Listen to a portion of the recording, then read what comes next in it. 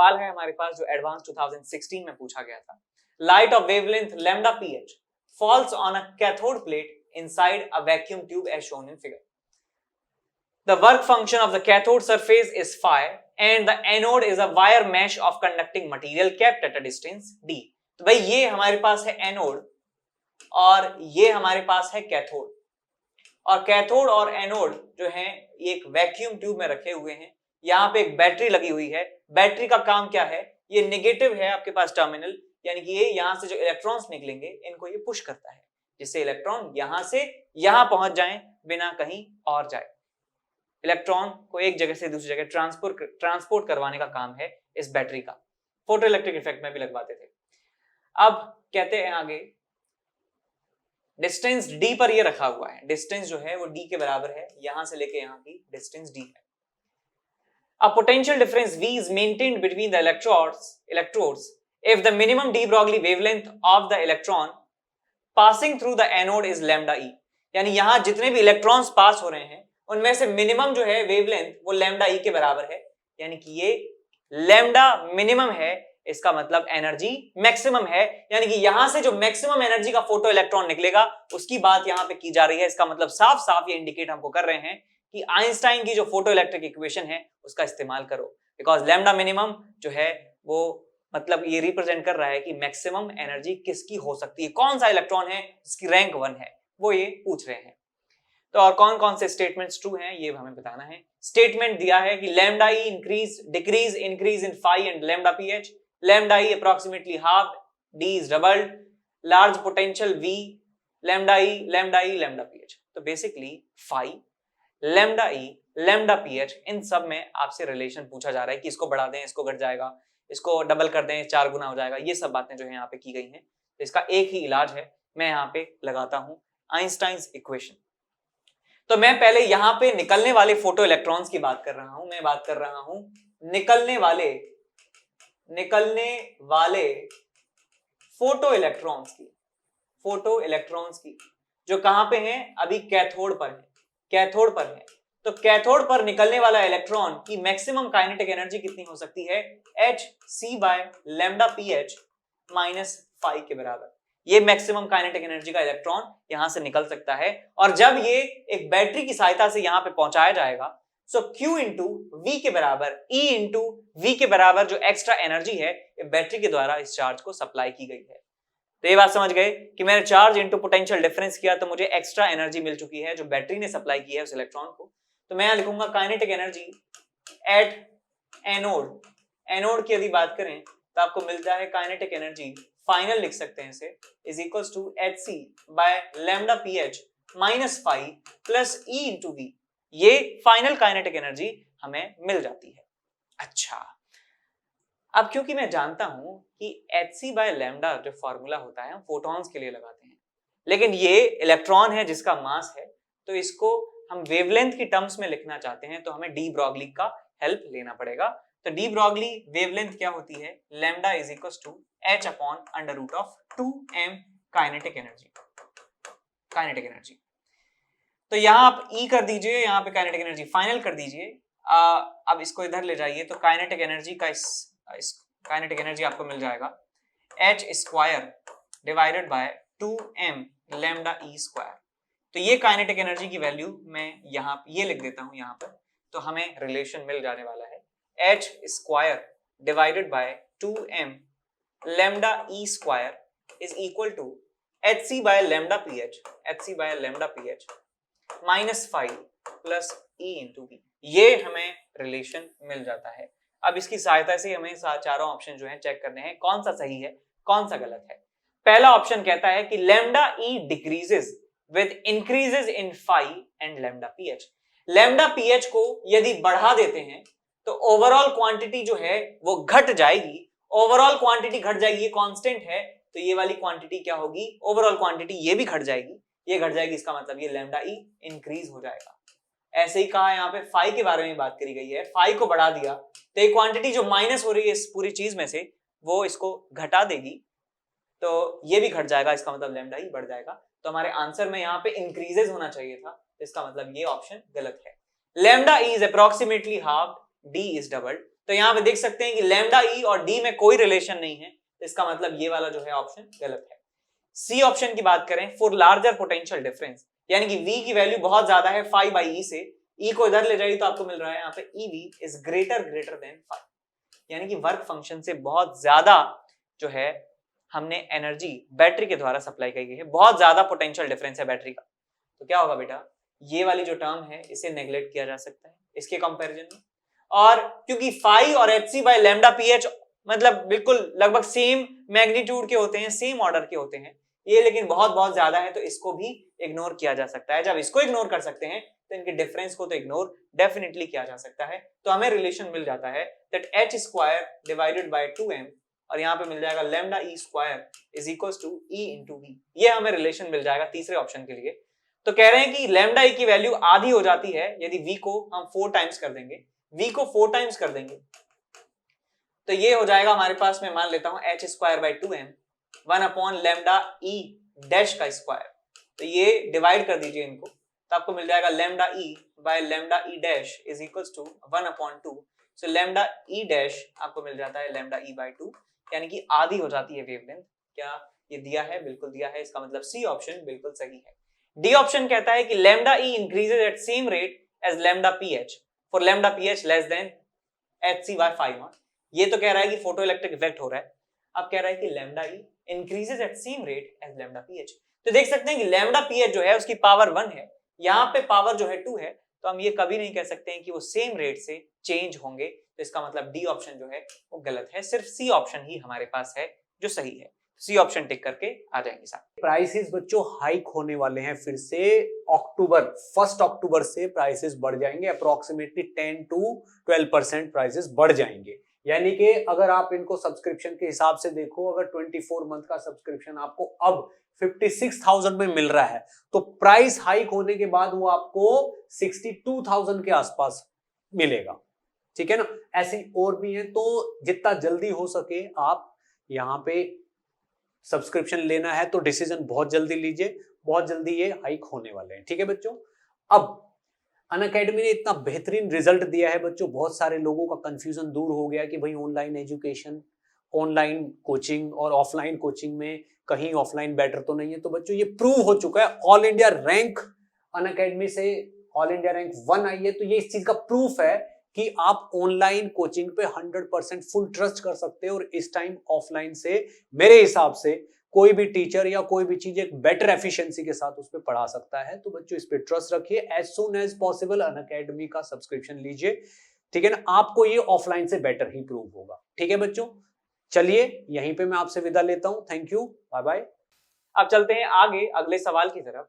एक photo electric effect की बात कर रहे हैं, इंसिडेंट फोटोन वेवलेंथ लैम्डा है, स्टॉपिंग पोटेंशियल V नॉट है। तो यहां लिख सकता हूं मैं फटाफट से V naught is equals to H by E HC bye E 1 upon lambda minus phi naught by E।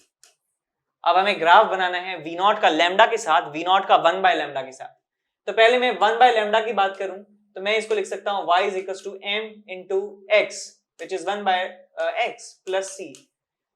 तो यहाँ पे स्लोप है हमारे पास HC बाय E, x की वैल्यू है 1 बाय लैम्डा, c की वैल्यू है minus phi naught by E, यानी कि नेगेटिव स्लोप, नेगेटिव इंटरसेप्ट और पॉजिटिव स्लोप की एक स्ट्रेट लाइन आपको बनानी है। तो इनमें से देखिए कौन सी लाइन 1 बाय लैम्डा के साथ, 1 बाय लैम्डा के साथ कर्व तो हो नहीं सकता, स्ट्रेट लाइन है, और स्ट्रेट लाइन नेगेटिव स्लोप की, पॉजिटिव स्लोप की और नेगेटिव इंटरसेप्ट की आपको मिल रही है। इसका मतलब सी ऑप्शन तो बिल्कुल सही है। अब हमें लैम्डा के साथ ग्राफ बनाना है। लैम्डा के साथ ग्राफ कैसे बनेगा?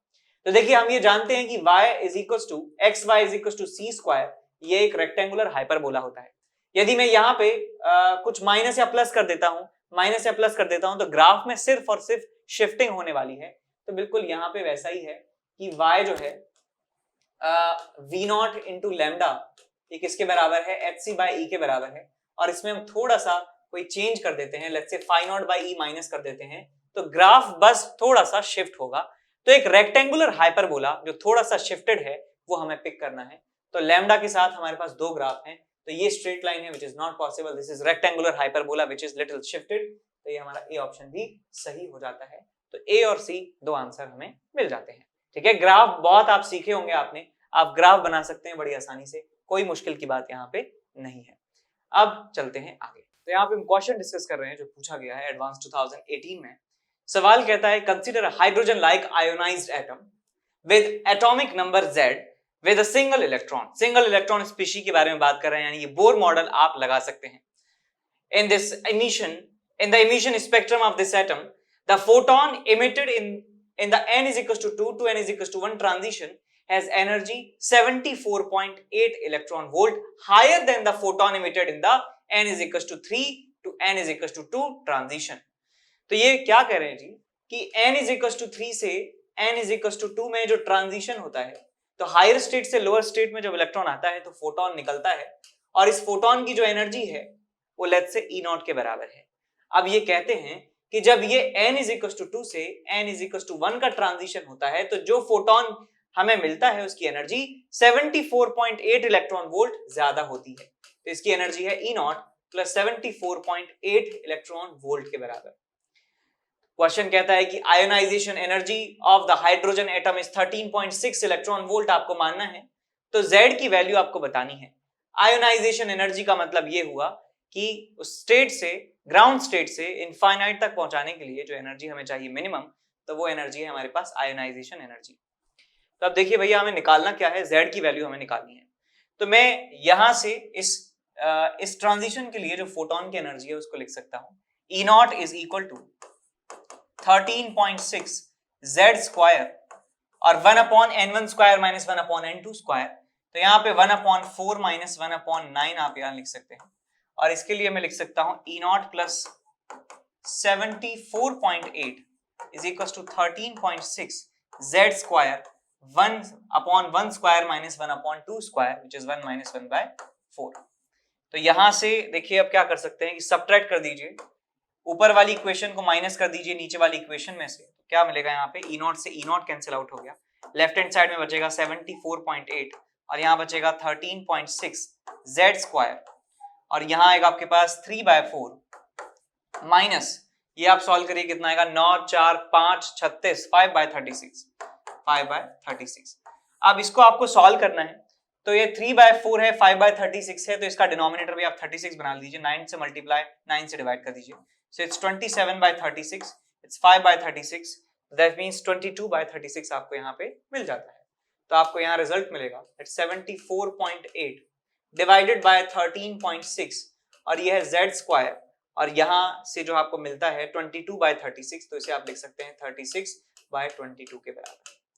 अब आप यहाँ पे क्लियरली देखिए कि ये 11 से जा रहा है क्या, या 66 और 8 बिल्कुल जा रहा है, 11 दूनी 22, 6 66 और बचा 4 4 8 88, 6.8 आपको मिल रहा है, और ये 70 140 से 2 टाइम्स चला जाता है, 2 और 2 4 8 32 4 9 36, तो Z स्क्वायर की वैल्यू 9 मिल जाती है, Z की वैल्यू आपको मिल जाती है 3 के बराबर। तो आप देख सकते हैं कि कैलकुलेशन में भी हमें बिल्कुल भी जोर नहीं आया और डायरेक्ट हमें आंसर यहाँ से मिल जाता है, Z की वैल्यू 3 के बराबर। एडवांस 2018 में एक क्वेश्चन आया था, तो आप ये बताइए अपने मन से पूछ के, क्या ये सवाल आप गलत करके आते या नहीं? ठीक है, तो आपको लग जाएगा, आपको खुद ही कॉन्फिडेंस आ जाएगा कि यार कि इतना जो है मुश्किल सवाल भी नहीं आते हैं, जितना आपको डर भी लग रहा है, हो सकता है लग रहा हो, तो इतने ज्यादा मुश्किल सवाल भी नहीं आते हैं। बहुत सारे सवाल आपसे हो जाएंगे, बहुत मीडियम, एक मतलब कह सकते हैं कि मीडियोकर लेवल के सवाल भी उसमें होते हैं जो आपको ऊपर तक ले जा सकते हैं। आगे सवाल हमारे पास है 2017 में है, आया हुआ है एडवांस 2017 में। क्वेश्चन कहता है कि इलेक्ट्रॉन है हाइड्रोजन एटम के अंदर, वो एक ट्रांजिशन में जाता है from an orbit with quantum number ni to another with quantum number nf। किसी को ये बताया नहीं है कि कौन ज्यादा है कौन कम है, लेकिन आगे देखते हैं। vi vf are the initial and final potential energies of the electrons, और इन पोटेंशियल एनर्जीज का जो रेशियो है वो 6.25 के बराबर है। तो पहली बात तो हम ये जानते हैं कि पोटेंशियल एनर्जी नेगेटिव होती है, पोटेंशियल एनर्जी एटम वाले सिस्टम में नेगेटिव होती है, बिकॉज चार्ज न्यूक्लियस पे पॉजिटिव है, इलेक्ट्रॉन पे चार्ज नेगेटिव है, तो एक अट्रैक्टिव फोर्स के द्वारा वो बंधे होते हैं, और अट्रैक्टिव फोर्स की जो पोटेंशियल एनर्जी वो नेगेटिव है। इसका मतलब ये negative value upon negative value जो है 6.25 है। इसका मतलब यदि मॉड vi ज्यादा है मॉड vf से, तो इसका मतलब जो vi है ये नेगेटिव में ज्यादा पोटेंशियल होगा, ये नेगेटिव में कम पोटेंशियल होगा, और इसका मतलब आप समझ सकते हैं कि कौन सा हायर ऑर्बिट है कौन सा लोअर ऑर्बिट है। तो आप इसको आप दीजिए, थोड़ा सा टाइम दीजिए, अभी वीडियो को पॉज कीजिए और ये देखिए कि कौन सा इनमें से लोअर ऑर्बिट है, कौन सा इनमें से हायर ऑर्बिट है। ठीक है, हो सकता है जरूरत ना भी पड़े, लेकिन फिर भी हमें क्लैरिटी होनी चाहिए कि अच्छा यार ये चीजें यहाँ पे हो रही है। तो इससे आपको एक नया पर्सपेक्टिव मिलता है जब चीजें आपको पता होती हैं, आपके कमांड आपके सब नजरों के नीचे हो रहा है, you are overlooking all the things happening in the question. आपको एक अच्छा एक कमांडिंग जो है पोजीशन आपको मिल जाती है जब आप ऐसी चीजें पता लगा लेते हैं। तो देखिए भाई कैसे पता लगाएंगे, जैसे जैसे हम पास जाते जाएंगे वैसे वैसे क्या होगा, इंटरेक्शन बढ़ता ही जाएगा और इनफाइनाइट पर जो है पोटेंशियल एनर्जी जीरो हो जाएगी। यहाँ पे हाईएस्ट नेगेटिव आपको जो है पोटेंशियल एनर्जी मिलने वाली है। तो ये इनिशियल का पोटेंशियल एनर्जी ज्यादा नेगेटिव है, तो इसका मतलब मैं कह सकता हूं कि एन इनिशियल यहां पर होगा, एन फाइनल यहां होगा, और यहां से यहां जो है हम ट्रांजिशन करवा रहे हैं, यहां से यहां ट्रांजिशन करवा रहे हैं। तो आपसे पूछा गया है कि smallest possible value of NF कितना हो सकता है, इसकी जो मिनिमम वैल्यू है वो कितनी हो सकती है आपको बताना है। तो एक बात मैं जानता हूं कि इनिशियल जो पोटेंशियल एनर्जी है, टोटल एनर्जी है, काइनेटिक एनर्जी है, ये तीनों टाइप की जो एनर्जीज होती हैं वो प्रोपोर्शनल होती हैं z²/n² के। आप ये याद रख लीजिए, किसी भी स्टेट का किसी भी एक प्रिंसिपल क्वांटम नंबर के करस्पॉन्डिंग आपको potential energy, kinetic energy, total energy देखना है तो हमेशा वो प्रोपोर्शनल आता है बोर मॉडल को मानते हुए z²/n² के। तो मैं यहां पे कह सकता हूं कि यदि एटॉमिक नंबर तो सेम है, सिर्फ ऑर्बिटल ये आपके पास जो प्रिंसिपल क्वांटम नंबर है इसको चेंज किया जा रहा है।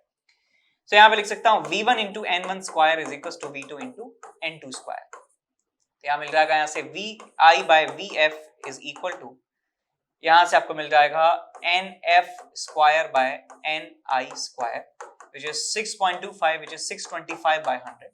दोनों तरफ स्क्वायर रूट कर लेंगे तो nf/ni आपको मिल जाता है कितना, 25/10 के बराबर। तो 5 से उड़ा दीजिए, 5 और 2, 5/2 आपको ये मिल जाता है। nf/ni की वैल्यू जो है वो 5/2 के बराबर आपको मिल जाती है। अब देखिए ये रेशियो आ चुका है हमें। अब हम जानते हैं कि इंटीजर वैल्यू होती है n की, प्रिंसिपल क्वांटम नंबर जो है वो इंटीजर नंबर होने वाला है। तो 5/2 हो सकती है या 2 से मल्टीप्लाई कर दीजिए ऊपर नीचे, सो 10 और 4 हो सकती है इनकी वैल्यूज, 5 हो सकती है, इसकी वैल्यू 2 होगी, इसकी वैल्यू यदि 10 है तो इसकी 4 होगी, 3 से मल्टीप्लाई करेंगे 15 और 6, यदि n फाइनल की वैल्यू 15 है तो ये 6 होने वाली है। लेकिन हमें चाहिए स्मॉलेस्ट वैल्यू ऑफ nf, तो हम कह सकते हैं कि वो 5 के बराबर होने वाला है यदि हमें स्मॉलेस्ट वैल्यू चाहिए। और हाईएस्ट का तो कोई ठिकाना ही नहीं है, 5 भी हो सकती है, 10 भी हो सकती है, 15 भी हो सकती है और 20 भी हो सकती है, 5 के मल्टीपल में वो बढ़ती रहेगी। ठीक बात। तो सवाल का आंसर आ जाएगा हमारे पास 5, वही है हमारा आंसर 5। ठीक है, तो देख सकते हैं सवाल ठीक था, ज्यादा मुश्किल नहीं था, थोड़ा सा दिमाग लगाना था।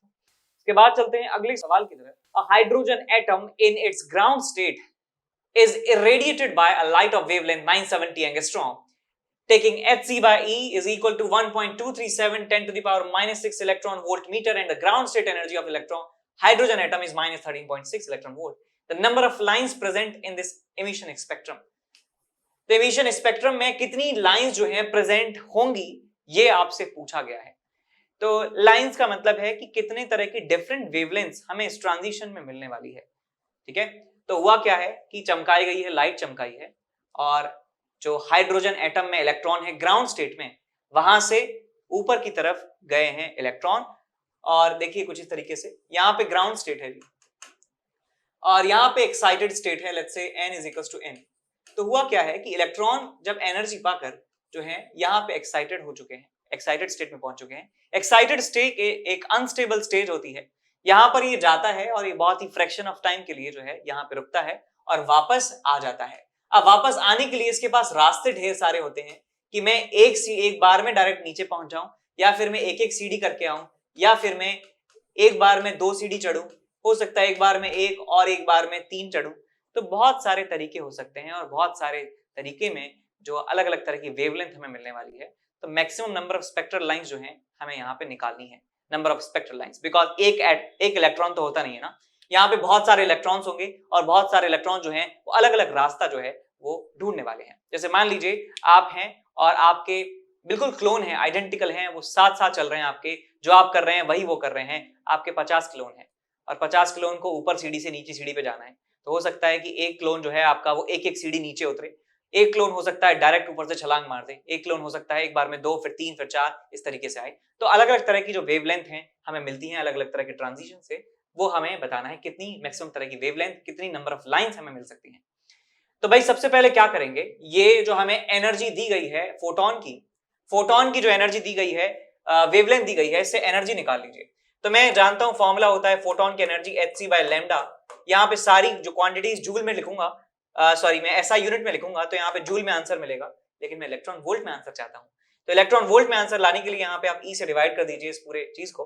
तो E in joule divided by E, तो यहाँ मिल जाएगा E in angstrom, in electron volt, sorry this is E in joule by E, और ऐसे ही hc/λ को डिवाइड कर दिया E से। तो मुझे इलेक्ट्रॉन वोल्ट में एनर्जी मिल जाने वाली है इस फोटोन की।